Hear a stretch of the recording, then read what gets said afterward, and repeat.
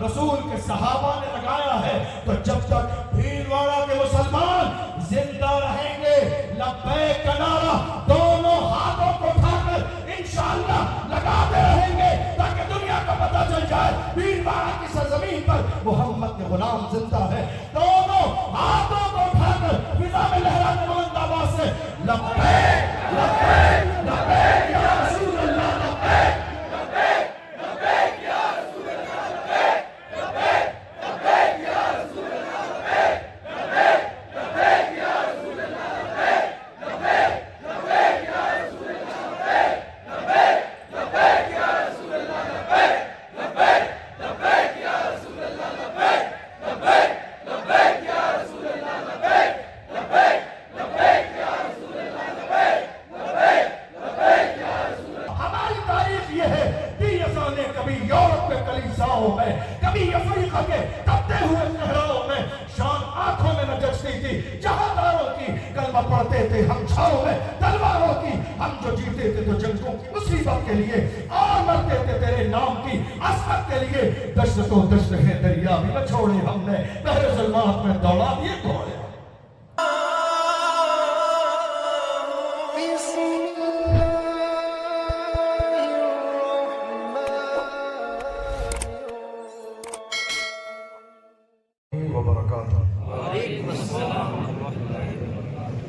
الحمدللہ رب العالمین، والصلاة والسلام علی سید الانبیاء والمرسلین وعلی آلہ واصحابہ اجمعین، اما بعد فاعوذ باللہ من الشیطان الرجیم، بسم اللہ الرحمن الرحیم۔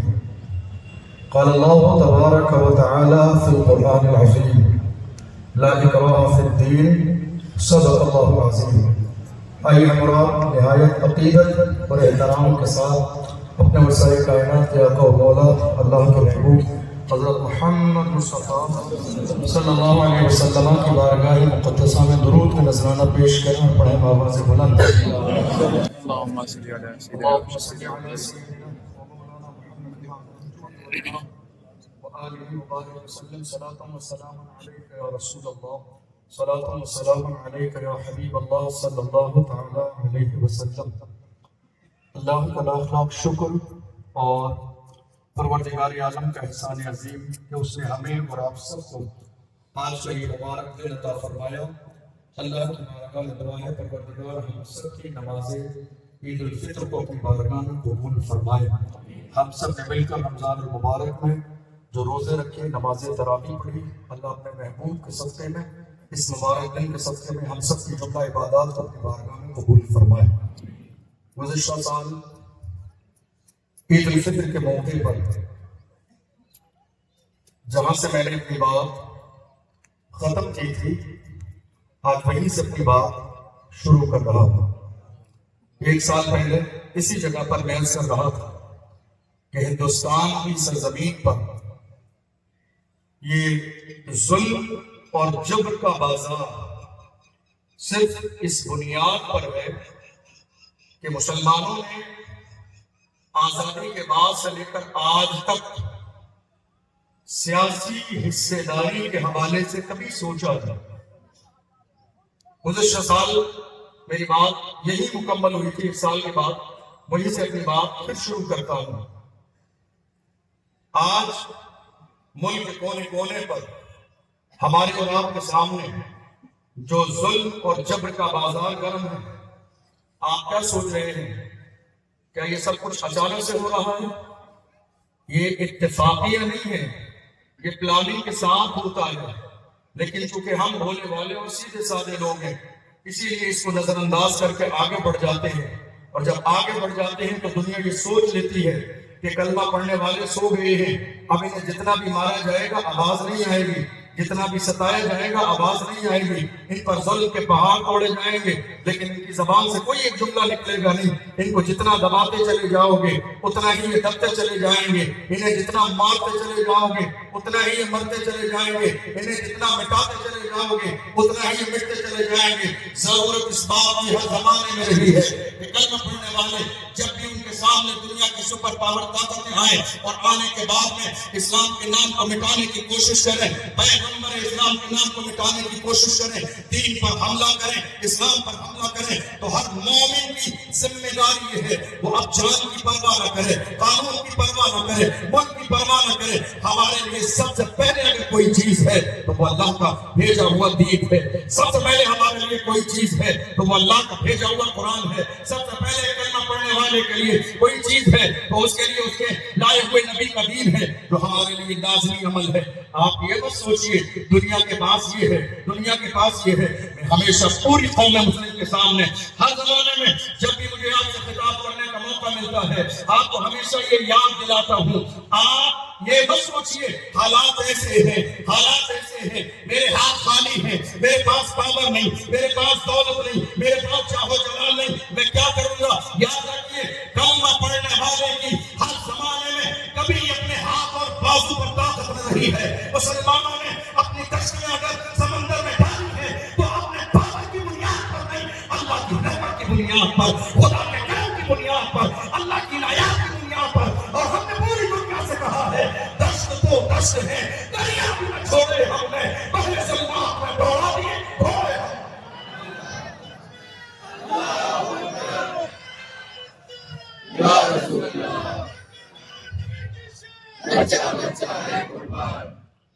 میری عیدگاہ کے اندر بیٹھے لوگ اور جہاں تک میری آواز عیدگاہ سے باہر جا رہی ہے، یہ بہترین ساؤنڈ سسٹم اسی لیے انتظام کرایا گیا تاکہ باہر والے ہمارے ساتھ کانٹیکٹ میں رہیں اور انہیں یہ معلوم ہونا چاہیے کہ قوم مسلم کی موجودہ دور میں ذمہ داری خاموش رہنا نہیں بلکہ بولنا ہے۔ اور جب تک کلمہ پڑھنے والے بولتے رہے ہیں دنیا کی بڑی بڑی سپر پاور طاقتیں قوم مسلم کے سامنے آنے کے بارے میں ہزار بار سوچتی تھی، مگر جب سے کلمہ پڑھنے والوں نے بولنا چھوڑ دیا ہے دنیا یہ سوچ رہی ہے کہ اب یہ گونگے بہرے ہو گئے ہیں، ان کو یہ بتائیے میری خاموشیوں سے تم کبھی دھوکہ نہ کھا جانا، محبت کی فضا میں بولنا ہم کو بھی آتا ہے، عزیزوں ہو چکے مایوس ہم دیوار زندہ سے، قفس کی تیریوں کو توڑنا ہم کو بھی آتا ہے۔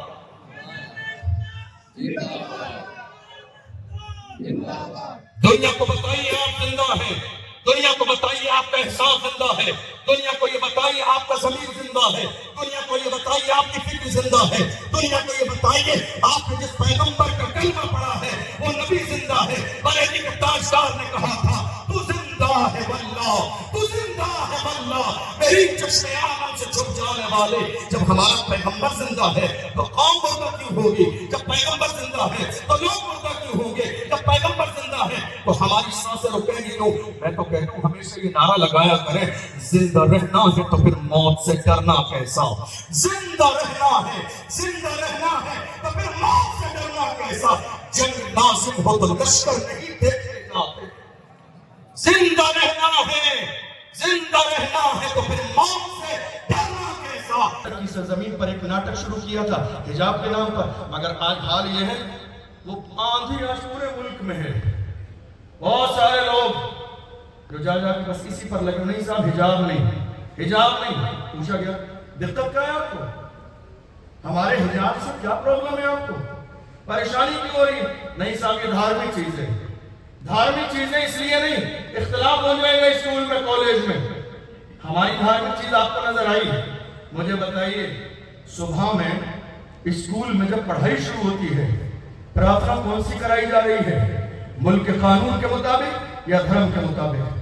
آپ بتائیے بچوں سے لے کر بچیاں تک بندی اور تلک لگا کر اسکول میں پہنچ رہے ہیں، یہ دھارمک چیز ہے یا ملکی قانون کی چیز ہے؟ نہیں نہیں، یہ دھارمک چیز ہے۔ لوگ ہاتھوں میں کڑا پہن کر آ رہے ہیں، کیا ہے یہ؟ قانون والی نہیں، دھارمک چیز ہے۔ سکھوں کے بچے اپنے سروں پر پگڑیاں باندھ کر آتے ہیں، ہے کسی میں ہمت جو ان کی پگڑی اتار دے؟ نہیں، ان کی پگڑی نہیں اتاری جا سکتی۔ وجہ یہ ہے یہ بھولے بھالے مسلمان صبر کر لیتے ہیں، دنیا دبانے کی کوشش میں لگی رہتی ہے، ورنہ کلمہ پڑھنے والوں کی تاریخ یہ ہے۔ ڈاکٹر اقبال نے کہا تھا ہماری تاریخ یہ ہے کہ یسوع نے کبھی یورپ کے کلیساؤں میں، کبھی افریقہ کے تپتے ہوئے صحراؤں میں شام آنکھوں میں نہ جچ شکستی تھی جہانداروں کی، کلمہ پڑھتے تھے ہم چھاؤں میں تلواروں کی، ہم جو جیتے تھے تو جنگوں کی مصیبت کے لیے اور مرتے تھے تیرے نام کی عظمت کے لیے، دشت تو دشت ہے دریا بھی نہ چھوڑے ہم نے، بحر ظلمات میں دوڑا دیے گھوڑے۔ ہماری تاریخ ہے یہ، مگر اعتراض کسی سے نہیں ہے، اعتراض صرف حجاب سے ہے، ورنہ ہمارے ملک ہندوستان کا قانون بھی حجاب پر پابندی نہیں لگاتا ہے۔ جو پڑھے لکھے لوگ ہیں وہ سمجھتے ہیں۔ حیرت کی بات، آپ بڑھتے چلے جائیے، ایسی ہزاروں چیزیں آپ کو سمجھ میں آ جائیں گی اور نظر آ جائیں گی۔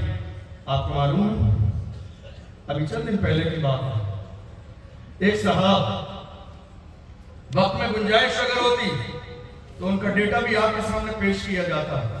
ایک صاحب جنہیں دنیا بابا کے نام سے جانتی ہے، انہوں نے اپنے بیان میں چھیڑا کس پہ معلوم ہے؟ فاتح خیبر کو۔ کسے؟ فاتح خیبر کو۔ معلوم ہی نہیں ہے تمہیں؟ ارے جس نے ایک ہاتھ کا جھٹکا دے کر خیبر کا قلعہ اکھاڑ دیا، تم کیا ہو؟ جس نے اپنے ایک ہاتھ کے بازو کی طاقت سے خیبر کا قلعہ اکھاڑ دیا، تم کیا ہو؟ تمہیں اندازہ بھی نہیں ہے، تم نے علی کی شان میں گستاخی کی ہے، تم شاید بھول گئے علی کے ماننے والے مرے نہیں ہیں، آج بھی زندہ ہے۔ حال یہ ہے جس میدان میں علی کا نعرہ لگا کر نکلتے ہیں، کوئی سندھ میں پہنچتا ہے تو قاسم بن کر اسلام کا جھنڈا گاڑ کے آتا ہے، کوئی اسپین میں پہنچتا ہے تو طارق بن زیاد بن کر اسلام کا جھنڈا گاڑ کے آتا ہے، کوئی اگر بیت المقدس کے سامنے پہنچتا ہے تو صلاح الدین ایوبی بن کر یہودیوں سے چھین کر مسجد اقصی پر اسلام کا جھنڈا گاڑ کے آتا ہے۔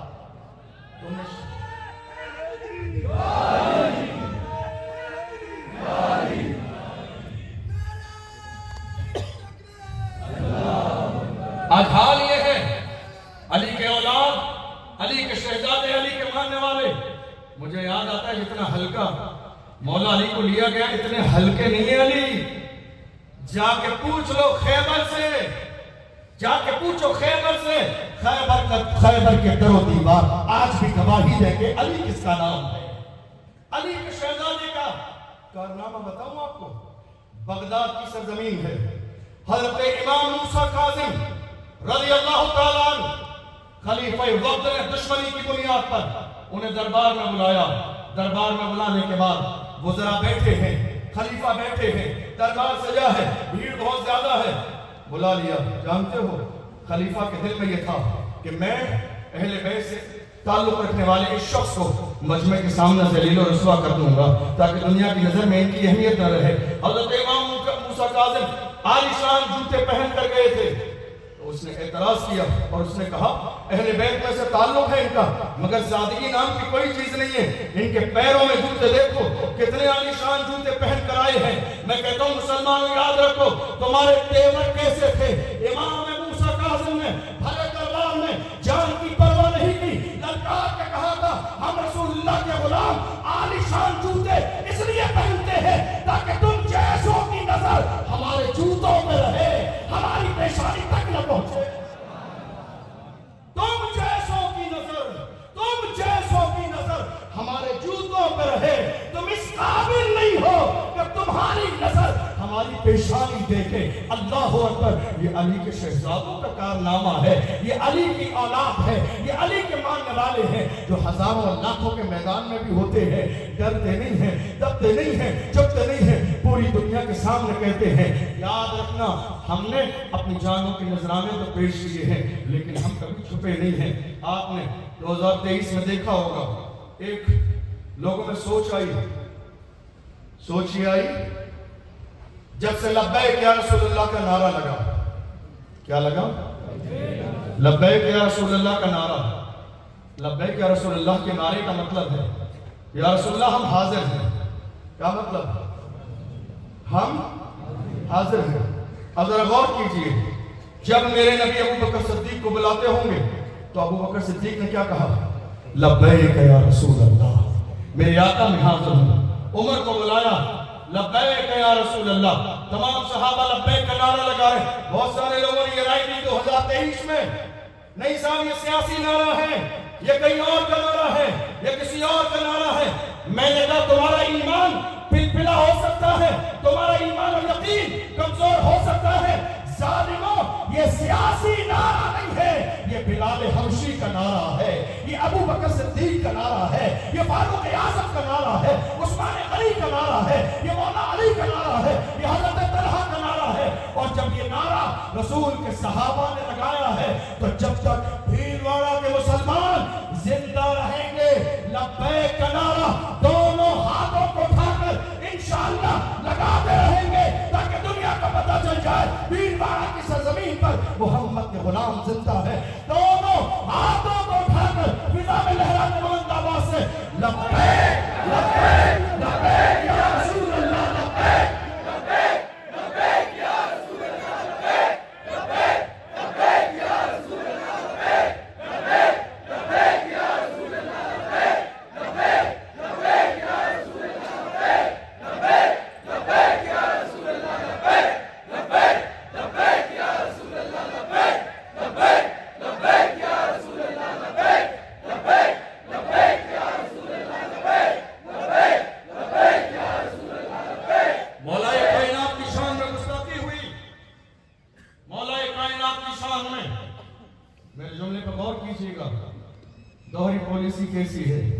تھوڑے سے دن پہلے کی بات ہے، ہمارے ایک عالم دین حضرت مولانا مفتی سلمان اظہری صاحب نے ایک شعر پڑھا تو سب کے پیٹ میں درد ہو رہا تھا۔ ایسے کیسے کہہ دیا؟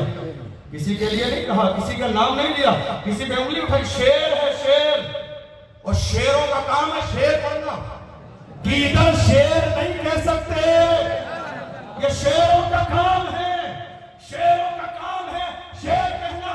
شعر نے شعر کہہ دیا، اب جب شعر نے شعر کہا تو بہت سارے لوگوں کا حاصلہ خراب ہو گیا، نئی ظالموں نے مخالفت کی ہے، جیل میں ڈال دو۔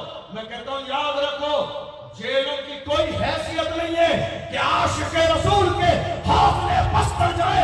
ارے ہم تو مراد آباد کی سرزمین پر پھانسی کا پھندا چوم کر اور مولانا سید کفایت علی کافی کے چہرے میں پھانسی کا پھندا گلے میں ڈال کے کہتے ہیں کوئی گل باقی رہے گا نہ چمن رہ جائے گا پر رسول اللہ کا دین حسن رہ جائے گا۔ اطلس و کم خواب کی پوشاک پر نازا نہ ہو، اس تنے بے جان پر خالی کفن رہ جائے گا۔ نام شاہان جہاں مٹ جائیں گے لیکن یہاں حج تک نام و نشان پنجتن رہ جائے گا۔ جو پڑھے گا صاحب لولا کے اوپر درود آنکھ سے محفوظ اس کا تن بدن رہ جائے۔ دوہری پالیسی آخری جملہ دے رہا ہوں۔ یہ افسوسناک صورتحال ہے ہمارے ملک میں، ایک شخص نے شعر پڑھا جیل میں ڈال دیا گیا، لیکن ایک شخص نے کھلے الفاظ میں مولا کائنات کی شان میں گستاخی کی۔ کہیں کوئی بولنے والا نہیں، میڈیا کی ٹیم خاموش بیٹھی ہے، چینل والے خاموش بیٹھے ہیں، ورنہ چینل والوں کو میں سب کی بات نہیں کرتا ہوں کبھی بھی، جو اچھے ہیں ایماندار ہیں وہ لائق احترام ہیں، ورنہ اکثریت ایسے لوگوں کی ہے جن کو کبھی میڈیا کے طور پر کام نہیں کیا۔ میڈیا کا کام ہے صحیح اور غلط دکھانا، اپنی رائے اور اپنے جذبات پیش کرنا، یہ میڈیا کا کام نہیں۔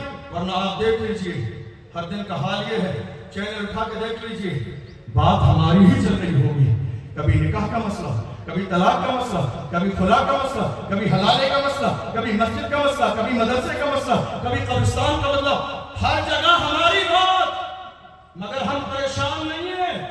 ارے بات انہی کی ہوتی ہے جن میں کوئی بات ہوتی ہے، بات انہی کی ہوتی ہے، بات انہی کی ہوتی ہے جن میں کوئی بات ہوتی ہے۔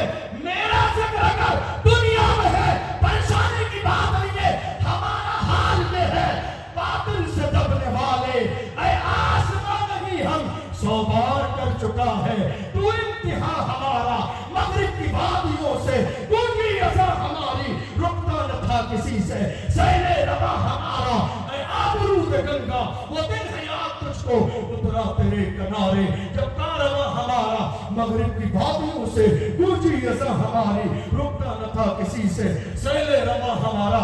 آج ہم یہ عہد کریں اور یہ مزاج لے کے چلیں، وقت ہو گیا بس آخری جملہ سنیے، یہ مزاج لے کے چلیں۔ سیاست میں دو چیزیں ہیں، ایک تابعداری اور دوسری حصے داری، یہ دو چیزیں ہیں۔ نمبر 1 تابعداری اور نمبر 2 حصے داری۔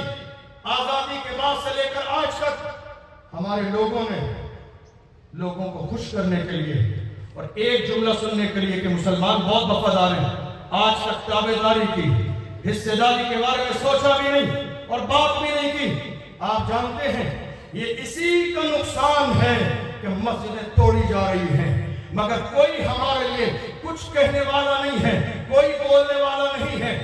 1984 میں بہت ساری دلت اور آدیواسی ٹیمیں جو ایک ہی پارٹی کے اندر جڑی تھی، انہوں نے 1984 میں یہ بات سمجھ لی کہ تابعداری نہیں چلے گی، اب بات حصے داری کی ہوگی، اور حصے داری کی بات کرنے کے بعد وہ الگ ہوئے، اور الگ ہونے کے بعد انہوں نے ایک ٹیم بنائی بہوجن سماج پارٹی، اور بہوجن سماج پارٹی بنانے کے بعد 11 سال کی محنت کے بعد ایک دلت خاتون وزیر اعلیٰ بن گئی، اور اس کے بعد یہ ملک میں سلسلہ چلتا رہا۔ کسی اور کو خوش کرنے کی ضرورت نہیں ہے، یہ دنیا کا مزاج ہے، دنیا کا مزاج، دنیا کی سوچ ہے۔ شیر اپنا مقام و مرتبہ بھول کر سرکس میں ناچنے بھی آ جاتا ہے، پھر بھی دنیا خوش نہیں ہوتی ہے۔ شیر اپنا مقام و مرتبہ بھول کر سرکس میں ناچنے آ جائے، پھر بھی دنیا سمجھتی نہیں ہے، نہ کوئی تعریف کرتی ہے۔ ایک بکری والے نے بچپن کے زمانے میں شیر کا بچہ خرید لیا، اور شیر کا بچہ خریدنے کے بعد بکریوں کے ساتھ پالا۔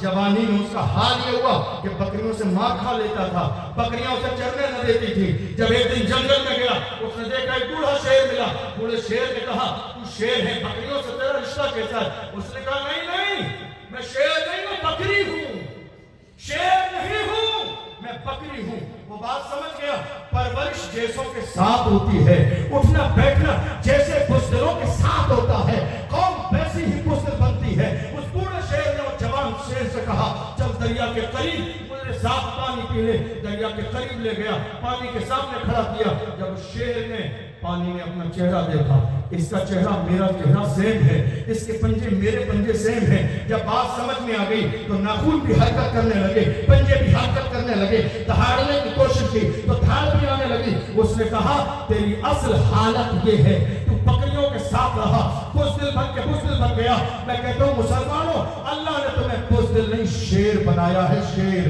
شیر بنو۔ جس دن آپ شیر بن جاؤ گے، دنیا کا کوئی دشمن رسول میرے نبی کی شان میں گستاخی نہیں کر پائے گا۔ اللہ کی بارگاہ میں دعا ہے پروردگار عالم ہم نے جو سنا ہے اسے سمجھنے اور اس کے مطابق عمل کرنے کی توفیق عطا فرمائے۔